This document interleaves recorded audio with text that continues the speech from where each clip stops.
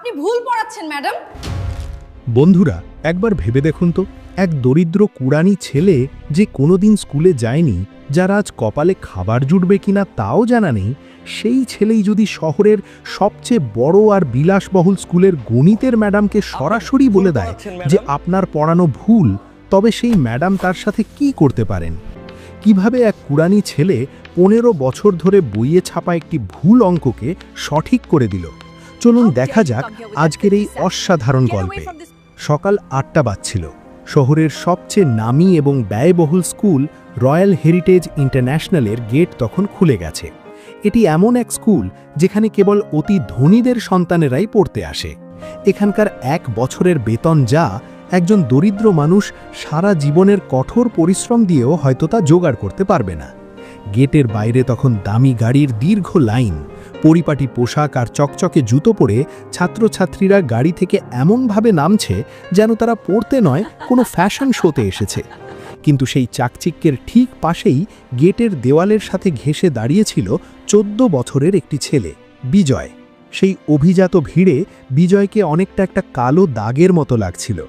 গায়ে তার ময়লা ছেঁড়া একটা শার্ট, যার বোতামগুলো পর্যন্ত ভাঙা ছিল, উস্কো খুস্কো চুল আর ধুলো ঘাম মাখা মুখ। তার কাঁধে ছিল প্লাস্টিকের এক ভারী বস্তা, যাতে সকাল থেকে কুড়ানো পুরনো কাগজ, প্লাস্টিকের বোতল আর আবর্জনা ঠাসা। স্কুলের রক্ষীরা তাকে লাঠি দেখিয়ে ভয় দেখাচ্ছিল, আর ছাত্ররা তাকে দেখে নাক কুচকাচ্ছিল। কিন্তু বিজয়ের সেদিকে কোনো খেয়াল ছিল না। তার উজ্জ্বল চোখ দুটো কেবল এক জায়গায় স্থির হয়েছিল, গ্রাউন্ড ফ্লোরের সেই জানলার দিকে। সেই জানলাটি ছিল দ্বাদশ শ্রেণীর ক্লাসরুমের, যেখানে গণিতের পিরিয়ড শুরু হয়েছিল। ক্লাসের ভেতর তখন পিনপতন নিস্তব্ধতা। শহরের সবচেয়ে কড়া আর মেধাবী শিক্ষিকা মিসেস কবিতা পড়াচ্ছিলেন। বলা হতো কবিতা ম্যাডাম যেন গণিতকে গুলে খেয়েছেন। তার ক্লাসে এদিক ওদিক তাকানোর সাহসও কারোর ছিল না। সামনে বোর্ড পরীক্ষা, তাই পরিবেশ ছিল বেশ থমথমে। কবিতা ম্যাডাম ব্ল্যাকবোর্ডে ক্যালকুলাসের এক অত্যন্ত জটিল অঙ্ক লিখলেন। তিনি গম্ভীর গলায় বললেন, ক্লাসের সবাই মন দিয়ে শোনো, এটি মিন ভ্যালু থিওরেমের সবচেয়ে কঠিন সমীকরণ। গত 15 বছর ধরে এটি বোর্ডে আসছে এবং প্রতিবার 99% ছাত্র এটি ভুল করে। বড় বড় অধ্যাপকরাও এটি সমাধান করতে হিমশিম খান। তাই বাড়তি বুদ্ধি না খাটিয়ে আমি যেভাবে লিখে দিচ্ছি ঠিক সেইভাবে মুখস্থ করে নাও। 1 পা এদিক ওদিক হলে নম্বর কাটা যাবে। পুরো ক্লাস ভয়ে চুপ করেছিল। কবিতা ম্যাডাম বোর্ডে অঙ্কটি সমাধান করতে শুরু করলেন। ধাপ 1, 2, 3। বাইরে দাঁড়িয়ে বিজয় জানলার গ্রিলটা শক্ত করে আঁকড়ে ধরেছিল। সে অপলক দৃষ্টিতে বোর্ডের দিকে তাকিয়েছিল। তার মাথায় অঙ্কের সংখ্যাগুলো যেন কোনো সুরের মতো বাজছিল। সে ভুলে গেছিল যে সে একজন কুড়ানি। তার মনে হচ্ছিল সে যেন ওই ক্লাসেরই এক অংশ। কিন্তু যেই কবিতা ম্যাডাম চতুর্থ লাইনটি লিখলেন এবং একটি মাইনাস চিহ্ন বসিয়ে ব্র্যাকেট বন্ধ করলেন, বিজয়ের ঠোঁট দুটো অজান্তেই বিড়বিড় করে উঠল, ভুল, এটা ভুল। বিজয়ের গলা খুব নিচু ছিল, অনেকটা ফিসফিসানির মতো। কিন্তু জানলার পাশের বেঞ্চে বসা ক্লাসের সবচেয়ে বখাটে আর অহংকারী ছেলে রোহান সেটা শুনে ফেলল। রোহানের পড়াশোনায় মন ছিল না, তার নজর এমনিতেই জানলার দিকে ছিল। বিজয়কে দেখেই তার মুখে এক শয়তানি হাসি ফুটে উঠল। সে চিৎকার করে বলল, ও মাই গড ম্যাডাম, দেখুন তো বাইরে কে দাঁড়িয়ে আছে। ওই নোংরা ছেলেটা আমাদের দিকে তাকিয়ে আছে। কি বিশ্রী গন্ধ আসছে ওর দিক থেকে, আমার দম বন্ধ হয়ে আসছে। ওকে এখান থেকে তাড়ান। রোহানের কথা শুনে পুরো ক্লাসের নজর জানলার দিকে গেল। ছাত্ররা হাসাহাসি শুরু করল। কবিতা ম্যাডামের চক চালানো বন্ধ হয়ে গেল। রাগে তার মাথা গরম হয়ে উঠল, কারণ ক্লাসের মাঝে ব্যাঘাত তিনি একদম পছন্দ করতেন না। তিনি দ্রুত জানলার কাছে এসে বিজয়কে ধমক দিয়ে বললেন, এই ছেলে, তোর এখানে দাঁড়ানোর সাহস হয় কি করে? এটা রয়্যাল হেরিটেজ স্কুল, কোনো রেল স্টেশন নয়। এক্ষুনি এখান থেকে ভাগ, আর 1 মিনিট এখানে দেখলে পুলিশে দেব। বিজয় থরথর করে কাঁপতে শুরু করল। তার চোখে সেই চিরচেনা ভয়, গরিব হওয়ার ভয়, ছোট হওয়ার ভয়। সে তার ভারী বস্তাটি কাঁধে তুলে নিয়ে ফিরে যাচ্ছিল, কিন্তু তার গণিতের প্রতি ভালোবাসা ভয়ের ওপরে জয়ী হল। সে ভাবল, যদি আজ সে চুপ থাকে তবে অঙ্ক হেরে যাবে। সে পেছন ফিরে কাঁপতে কাঁপতে পরিষ্কার গলায় বলল, ক্ষমা করবেন ম্যাডাম, আমি কেবল দেখছিলাম, আমার কিছু চাই না। কিন্তু ম্যাডাম, ওই চতুর্থ লাইনটা ভুল, বইয়ে ওই ফর্মুলাটা ভুল ছাপা আছে। ওভাবে করলে উত্তর কোনো দিন শূন্য আসবে না। পুরো ক্লাসে এমন স্তব্ধতা নেমে এলো যেন সবার বাকশক্তি হারিয়ে গেছে। যে কুড়ানি ছেলের নিজের খাবার ঠিক নেই সে কিনা শহরের নামী শিক্ষককে ভুল ধরিয়ে দিচ্ছে। কবিতা ম্যাডামের মুখ অপমানে সাদা হয়ে গেল। এটি তার 20 বছর শিক্ষকতার জীবনের সবচেয়ে বড় অপমান। তিনি ক্লাস থেকে বেরিয়ে এসে বিজয়ের কলার ধরে তাকে ভিতরে হিঁচড়ে নিয়ে এলেন।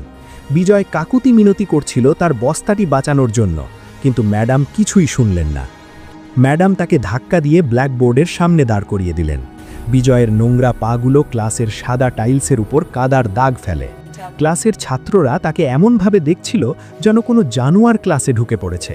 কেউ কেউ তো নাকে রুমাল চেপে ধরল। কবিতা ম্যাডাম বিজয়ের চোখের দিকে তাকিয়ে রাগে কাঁপতে কাঁপতে বললেন, তোর মতো এক অশিক্ষিত জাহিল আমাকে শেখাবে? তুই জানিস আমি কে? আমি গোল্ড মেডালিস্ট। 20 বছর ধরে অঙ্ক পড়াচ্ছি আমি, আর এই অঙ্ক 15 বছর ধরে বইয়ে আছে। বড় বড় বিদেশি লেখকরা এটা লিখেছেন। আর তুই যে আবর্জনায় খাবার খুঁজিস, তুই বলছিস সেটা ভুল? তোর যোগ্যতা কি? পেছন থেকে রোহান উপহাস করে বলল, ম্যাম, ও নিশ্চয়ই 2+2ও জানে না। ওর সাথে মজা নেওয়া যাক, ওকে সমাধান করতে দিন। কবিতা ম্যাডাম টেবিল থেকে একটা চক তুলে বিজয়ের দিকে ছুঁড়ে মারলেন। ধর চক, যদি অতই জানিস তবে ঠিক করে দেখা, কিন্তু মনে রাখিস যদি ভুল করিস তবে তোকে এমন মার খাওয়াবো যে নিজের পায়ে হেঁটে বাড়ি ফিরতে পারবি না, আর তোর এই বস্তাটাও জ্বালিয়ে দেব। কর সমাধান। বিজয়ের শ্বাসকষ্ট হচ্ছিল, বুক ধরফর করছিল।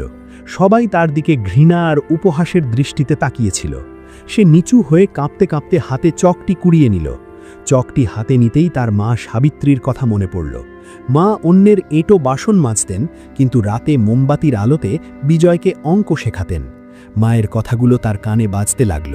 বিজয়, দুনিয়া মানুষের পোশাক দেখে, কিন্তু ভগবান তার নিয়ত দেখেন। অঙ্ক কখনো মিথ্যে বলে না। এটা বড় লোকের সম্পত্তি নয়। যেদিন তুই ঠিক থাকবি সেদিন কাউকে ভয় পাবি না। বিজয়ের চোখের জল মুছে গেল। সে চকটি বোর্ডে ছোঁয়ালো। সাথে সাথে তার ভেতরের ভয় উধাও হয়ে গেল।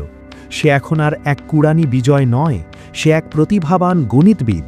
সে ম্যাডামের লেখা অর্ধেক অঙ্ক মুছে দিল। ক্লাসের ভেতর গুঞ্জন শুরু হলো। বিজয় লিখতে শুরু করল। খটখট শব্দে ক্লাসরুম কাঁপতে লাগল। প্রথম লাইনে সে সমীকরণের ভিত্তিটাই বদলে দিল। ম্যাডামের ভ্রু কুঁচকে গেল। তিনি অবাক হয়ে দেখতে লাগলেন। বিজয়ের হাতের গতি এখন কম্পিউটারের চেয়েও বেশি। সে ঠিক সেই 15 বছরের পুরনো ভুলটি ধরল যেখানে বইয়ে লিমিটের মান ভুল দেওয়া ছিল। সে অঙ্কটি নির্ভুলভাবে শেষ করে একটা বড় বক্স করে সঠিক উত্তর লিখে দিল। তারপর চকটি টেবিলে রেখে মাথা নিচু করে তার বস্তা নিয়ে দাঁড়িয়ে রইল। কবিতা ম্যাডাম যেন পাথরের মূর্তির মতো দাঁড়িয়েছিলেন। তিনি দ্রুত অঙ্কের রেফারেন্স বইগুলো খুলে মেলাতে শুরু করলেন। তিনি ঘামতে শুরু করলেন এবং বোর্ডে আবার তাকালেন। বিজয় 100% ঠিক ছিল।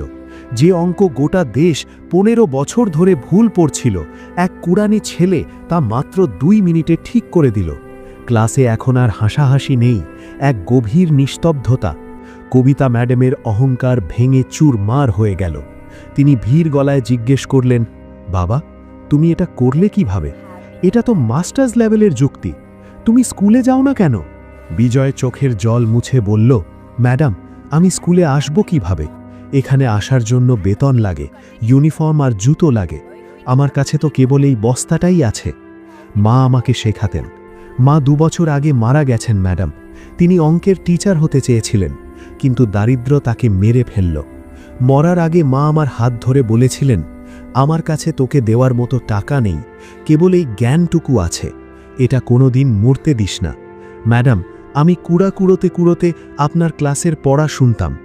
আজ যখন আপনি ভুল লিখলেন, আমার মনে হলো আমি যদি চুপ থাকি তবে মায়ের স্বপ্ন ভেঙে যাবে।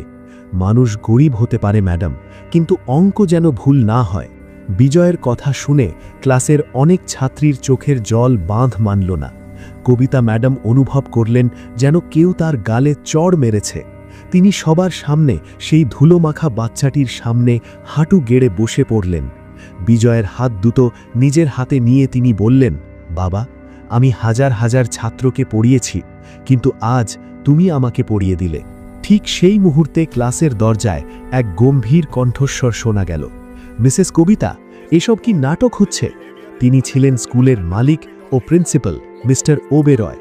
ক্লাসের ভেতর এক নোংরা ছেলেকে দেখে তার মেজাজ সপ্তমে চড়ল। তিনি নাকে রুমাল দিয়ে চিৎকার করে বললেন, এই নর্দমার ছেলে এখানে কি করছে? আমাদের স্কুলের একটা স্ট্যান্ডার্ড আছে। যদি কোনো অভিভাবক দেখে তার সন্তান এক ভিখারির পাশে দাঁড়িয়ে আছে, তবে স্কুলে তালা ঝুলে যাবে। গার্ড, একে এক্ষুনি ঘাড় ধাক্কা দিয়ে বের করো আর এর হাড়গোড় ভেঙে দাও, যেন এদিকে আর না আসে। বিজয় প্রচণ্ড ভয় পেয়ে গেল। সে বস্তা জড়িয়ে ধরে বেরিয়ে যাচ্ছিল, কিন্তু কবিতা ম্যাডাম এক সিংহীর মতো তার সামনে দাঁড়িয়ে গার্ডদের পথ আটকে দিলেন। ওবেরয় অবাক হয়ে বললেন, কবিতা, তোমার কি বুদ্ধি হারালো? এক কুড়ানির জন্য তুমি মালিকের সাথে কথা বলছো? কবিতা ম্যাডাম তার চোখে চোখ রেখে বললেন, স্যার, মুখ সামলে কথা বলুন। ও নর্দমার কীট নয়, ও হিরে।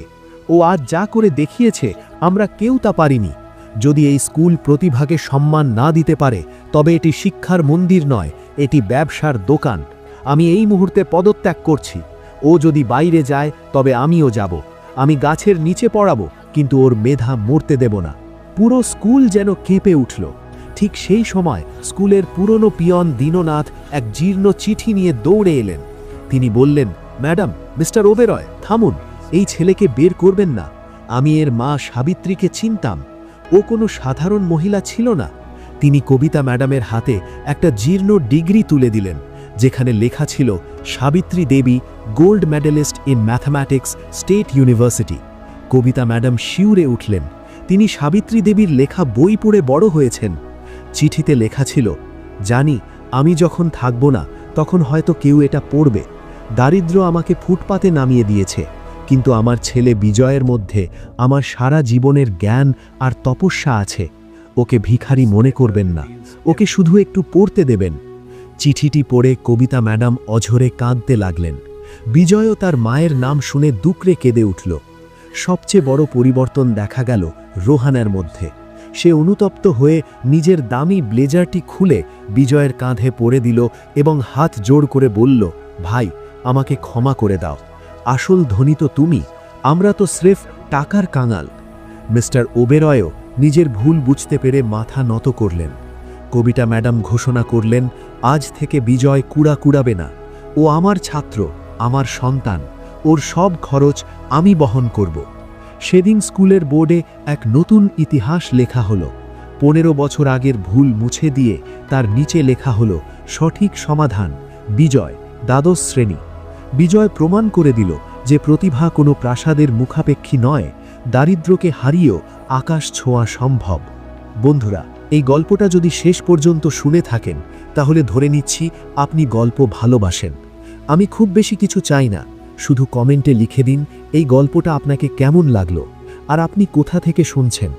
আর যদি মনে হয় এরকম গল্প আপনি আরও শুনতে চান, তাহলে পাশে থাকুন, সাবস্ক্রাইব করে রাখলেই হলো। আপনার একটা কমেন্টই আমাকে পরের গল্পটা বলতে সাহস দেয়।